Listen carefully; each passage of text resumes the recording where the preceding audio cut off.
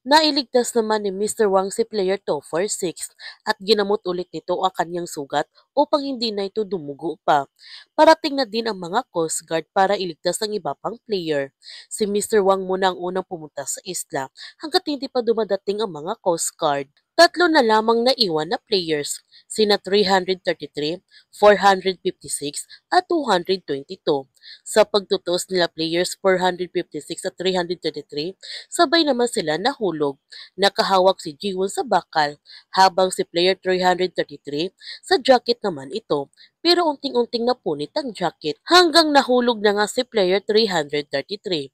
Pero hindi naman pwede na dalawa ang manalo, kaya magpatuloy ang huling laro. Isa sa kanila ni Jiwon at ang sanggol ang manalo, kaya nagdesisyon si Jiwon na isakripisyo ang kanyang sarili para mailigtas ang buhay ng sanggol. Nalaman na nga ni 011 na patay na ang kanyang anak, kaya gumuho ang kanyang mundo at gusto na rin niyang tapusin ang kanyang buhay.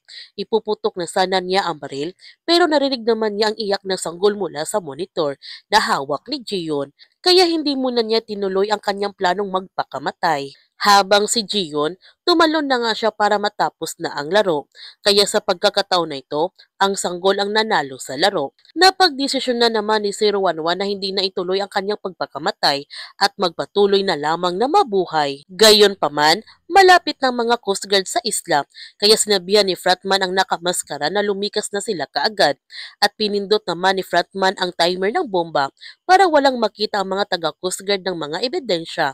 Nakapasok naman si Mr. Wang sa loob ng isla at nakita nga niya ang mga bomba, kaya binibilisan niya ang kanyang pag-akyat upang hanapin ang kanyang kuya. Nilapitan ni Fratman si Jiyon at tinanggal nga niya ang kanyang maskara para malaman ni Jiyon ang kanyang tunay na pagkatao.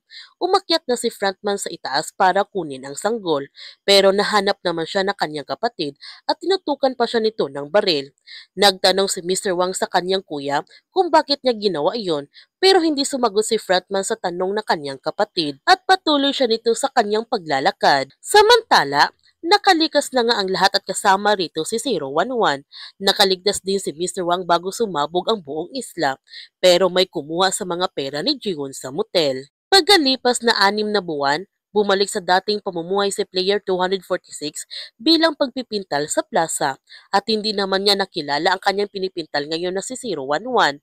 Ligtas na din ang kanyang anak dahil may tumutulong sa kanya para gamutin ito. Sobrang masaya si 011 nung nakita niya ang pamumuhay ni Player 246. Isang magandang balita naman para kay 011 dahil may tumawag sa kanya para ibalita na buhay pa ang kanyang anak at nandoon ito ngayon sa China, kaya lumipad na si 011 sa China para makita na niya ang kanyang anak. Nakalaya na nga si Mr. Choi sa kulungan at natanggal naman sa serbisyo si Mr. Wang pagkatapos ang nangyari at wala na itong balak na bumalik sa pagkapulis. Nagtataka rin sila kung sinong kumuha ng pera sa motel na bukod sa kanila at si Jiwon lamang ang nakakaalam nito. Nananalangin naman sila na sana si Jiwon ang kumuha. Sa pag-uwi ni Mr. Wang sa kanyang bahay, nagulat na lamang siya na may sanggol na nakalagay sa kanyang lamesa. Sa kanya pala ibinigay ni Fratman ang anak ni Player 222 para maalagaan niya ito at malaki ang tiwala ni Fratman sa kanyang kapatid na maalagaan niya na mabuti ang sanggol dahil mabait itong tao.